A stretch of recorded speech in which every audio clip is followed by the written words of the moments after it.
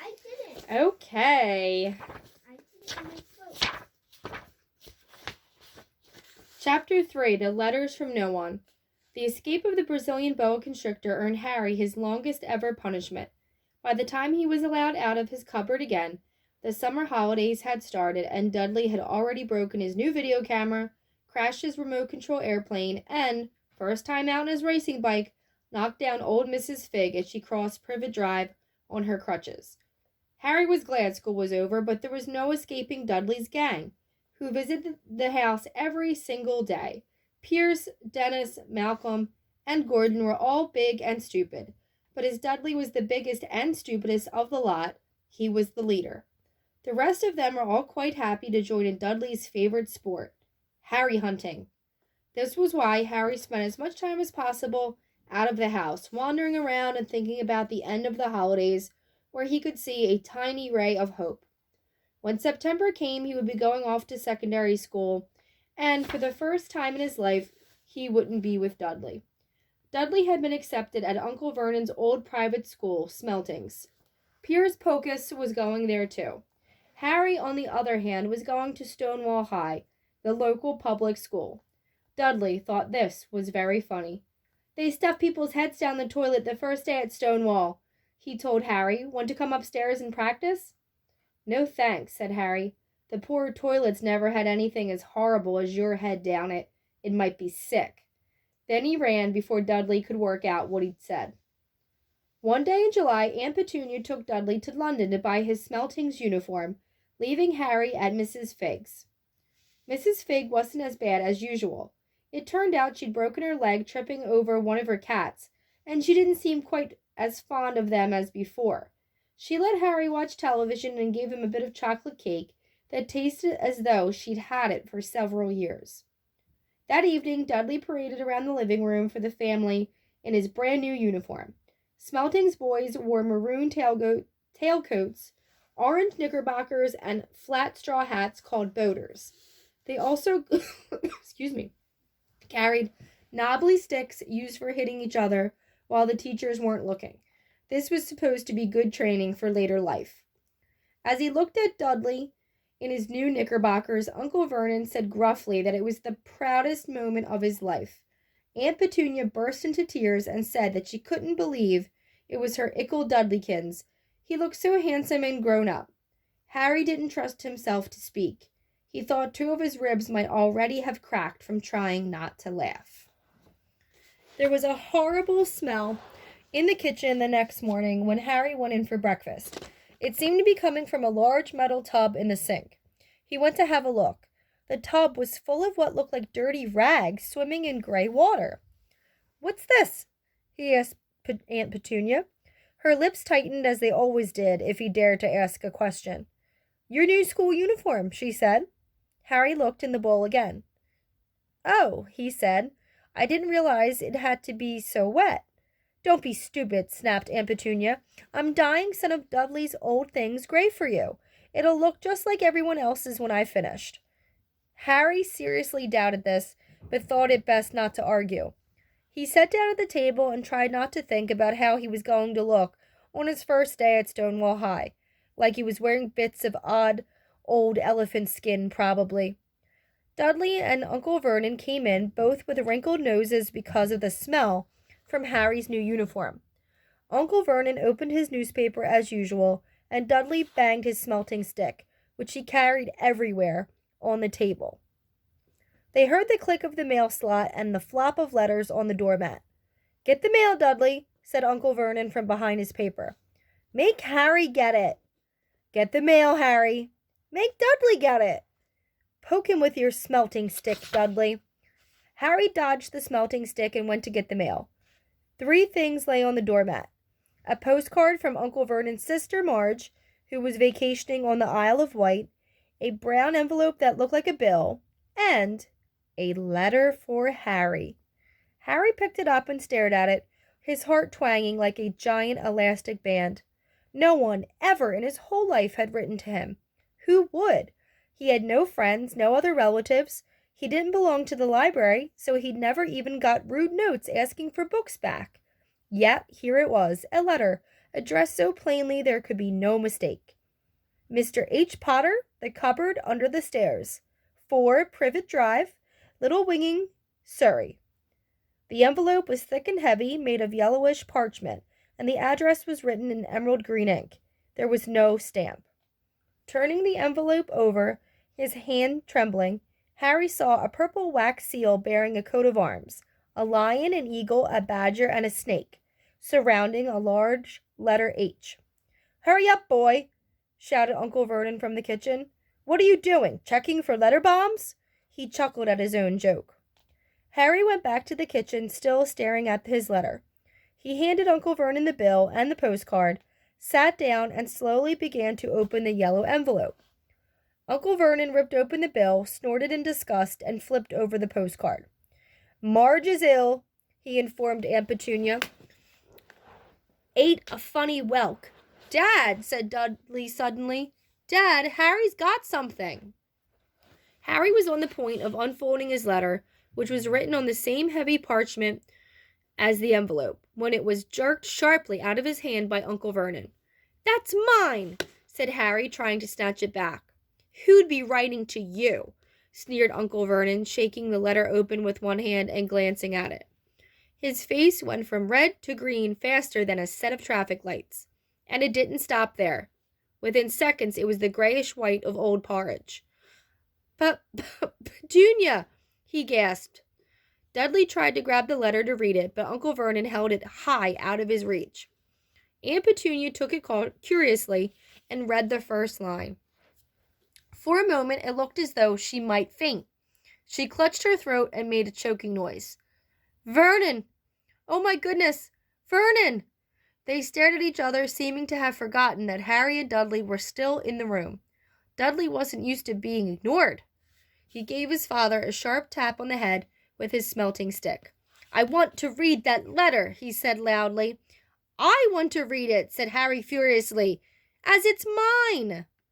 "Get out, both of you," croaked Uncle Vernon, stuffing the letter back inside its envelope. Harry didn't move. "I want my letter," he shouted. "Let me see it," demanded Dudley. "Out!" roared Uncle Vernon, and he took both Harry and Dudley by the scruffs of their necks and threw them into the hall, slamming the kitchen door behind them. Harry and Dudley promptly had a furious but silent fight over who would listen at the keyhole. Dudley won, so Harry, his glasses dangling from one ear, lay flat on his stomach to listen at the crack between door and floor. "Vernon," Aunt Petunia was saying in a quivering voice, "look at the address. How could they possibly know where he sleeps? You don't think they're watching the house?" "Watching, spying, might be following us," muttered Uncle Vernon wildly. "But what should we do, Vernon? Should we write back? Tell them we don't want—" Harry could see Uncle Vernon's shiny black shoes pacing up and down the kitchen. "No," he said finally. "No, we'll ignore it. If they don't get an answer, yes, that's best. We won't do anything." "But—" "I'm not having one in the house, Petunia. Didn't we swear when we took him in we'd stamp out that dangerous nonsense?" That evening, when he got back from work, Uncle Vernon did something he had never done before. He visited Harry in his cupboard. "Where's my letter?" said Harry, the moment Uncle Vernon had squeezed through the door. "Who's writing to me?" "No one. It was addressed to you by mistake," said Uncle Vernon shortly. "I have burned it." "It was not a mistake," said Harry angrily. "It had my cupboard on it." "Silence!" yelled Uncle Vernon, and a couple of spiders fell from the ceiling. He took a few deep breaths and then forced his face into a smile which looked quite painful. Yes, Harry, about this cupboard. Your aunt and I have been thinking. You're really getting a bit big for it. We think it might be nice if you moved into Dudley's second bedroom." "Why?" said Harry. "Don't ask questions," snapped his uncle. "Take this upstairs now." The Dursleys' house had 4 bedrooms, one for Uncle Vernon and Aunt Petunia, one for visitors, usually Uncle Vernon's sister Marge, one where Dudley slept, and one where Dudley kept all the toys and things that wouldn't fit into his first bedroom. Excuse me. It took Harry only one trip upstairs to move everything he owned from the cupboard to this room. He sat down on the bed and stared around him. Nearly everything in here was broken. The month-old video camera was lying on top of a small, working tank Dudley had once driven over the next-door neighbor's dog. In the corner was Dudley's first ever television set, which he had put his foot through when his favorite program had been canceled. There was a large bird cage, which had once held a parrot that Dudley had swapped at school for a real air rifle, which was up on a shelf with the end all bent because Dudley had sat on it. Other shelves were full of books. They were the only things in the room that looked as though they had never been touched. From downstairs came the sound of Dudley bawling at his mother. "I don't want him in there. I need that room. Make him get out." Harry sighed and stretched out on the bed. Yesterday he'd have given anything to be up here. Today he'd rather be back in his cupboard with that letter than up here without it. Next morning at breakfast, everyone was rather quiet. Dudley was in shock. He had screamed, whacked his father with his smelting stick, been sick on purpose, kicked his mother, and thrown his tortoise through the greenhouse roof, but he still didn't have his room back. Harry was thinking about this time yesterday and bitterly wishing he'd opened the letter in the hall. Uncle Vernon and Aunt Petunia kept looking at each other darkly. When the mail arrived, Uncle Vernon, who seemed to be trying to be nice to Harry, made Dudley go and get it. They heard him banging things with his smelting stick all the way down the hall. Then he shouted, "There's another one! Mr. H. Potter, the smallest bedroom, 4 Privet Drive." With a strangled cry, Uncle Vernon leapt from his seat and ran down the hall, Harry right behind him. Uncle Vernon had to wrestle Dudley to the ground to get the letter from him, which was made difficult by the fact that Harry had grabbed Uncle Vernon around the neck from behind. After a minute of confused fighting, in which everyone got hit a lot by the smelting stick, Uncle Vernon straightened up, gasping for breath, with Harry's letter clutched in his hand. "Go to your cupboard, your bedroom," he wheezed at Harry. "Dudley, go. Just go." Harry walked around and round his new room. Someone knew he had moved out of his cupboard, and they seemed to know he hadn't received his first letter.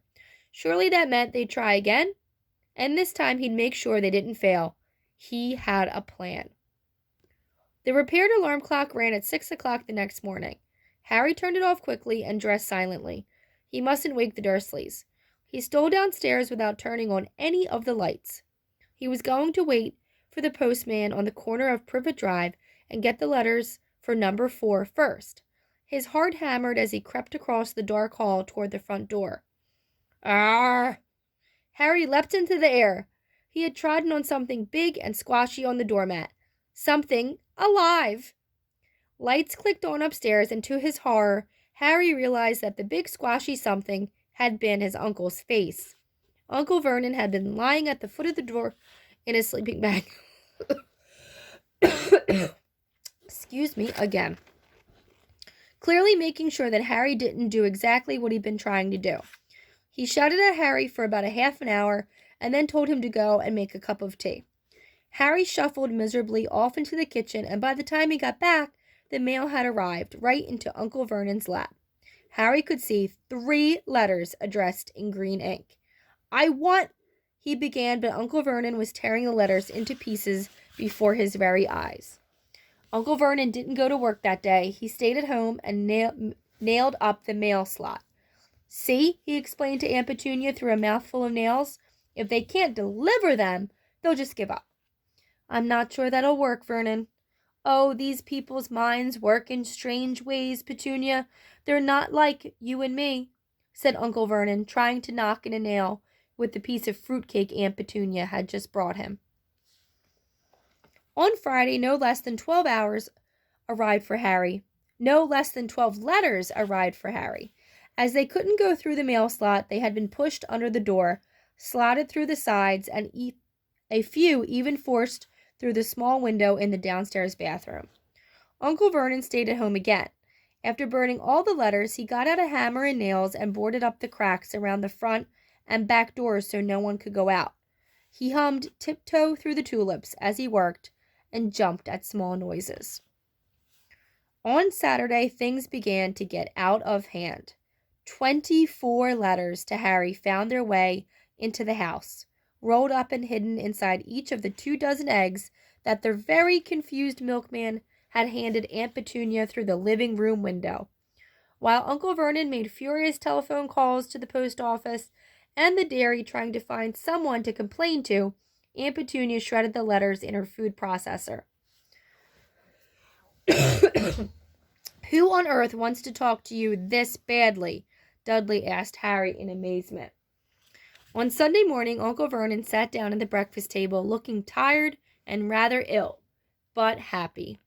No post on Sundays, he reminded them cheerfully as he spread marmalade on his newspapers. No darn letters today. Something came whizzing down the kitchen chimney as he spoke and caught him sharply on the back of the head. Next moment, 30 or 40 letters came pelting out of the fireplace like bullets. The Dursleys ducked, but Harry leapt into the air, trying to catch one. Out! Out! Uncle Vernon seized Harry around the waist and threw him into the hall. When Aunt Petunia and Dudley had run out with their arms over their faces, Uncle Vernon slammed the door shut. They could hear the letters still streaming into the room, bouncing off the walls and floor.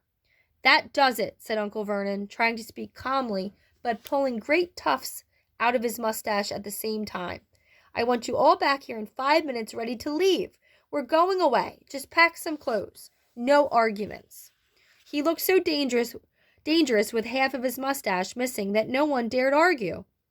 10 minutes later, they had wrenched their way through the boarded-up doors and were in the car, speeding toward the highway. Dudley was sniffing in the back seat. His father had hit him round the head for holding them up while he tried to pack his television, VCR, and computer in his sports bag. They drove and they drove. Even Aunt Petunia didn't dare ask where they were going. Every now and then, Uncle Vernon would take a sharp turn and drive in the opposite direction for a while. Shake 'em off! Shake 'em off, he would mutter whenever he did this. They didn't stop to eat or drink all day. By nightfall, Dudley was howling. He had never had such a bad day in all his life. He was hungry, he had missed 5 television programs he had wanted to see, and he had never gone so long without blowing up an alien on his computer. Uncle Vernon stopped at last outside a gloomy-looking hotel on the outskirts of a big city. Dudley and Harry shared a room with twin beds and damp, musty sheets. Dudley snored, but Harry stayed awake, sitting on the windowsill, staring down at the lights of passing cars and wondering. They ate stale cornflakes and cold tinned tomatoes on toast for breakfast the next day. They had just finished when the owner of the hotel came over to their table. "Excuse me, but is one of you Mr. H. Potter? Only I got about 100 of these at the front desk." She held up a letter so they could read the green ink address. Mr. H. Potter, room 17, Railview Hotel, Cokeworth. Harry made a grab for the letter, but Uncle Vernon knocked his hand out of the way. The woman stared. "I'll take them," said Uncle Vernon, standing up quickly and following her from the dining room. "Wouldn't it be better just to go home, dear?" Aunt Petunia suggested timidly, hours later, but Uncle Vernon didn't seem to hear her. Exactly what he was looking for, none of them knew. He drove them into the middle of a forest, got out, looked around, shook his head, got back into the car, and off they went again. The same thing happened in the middle of a plowed field, halfway across a suspension bridge, and at the top of a multi-level parking garage. "Daddy's gone mad, hasn't he?" Dudley asked Aunt Petunia dully late that afternoon. Uncle Vernon had parked at the coast, locked them all inside the car, and disappeared. It started to rain. Great drops beat on the roof of the car. Dudley sniveled. "It's Monday," he told his mother. "The great Humberto's on tonight.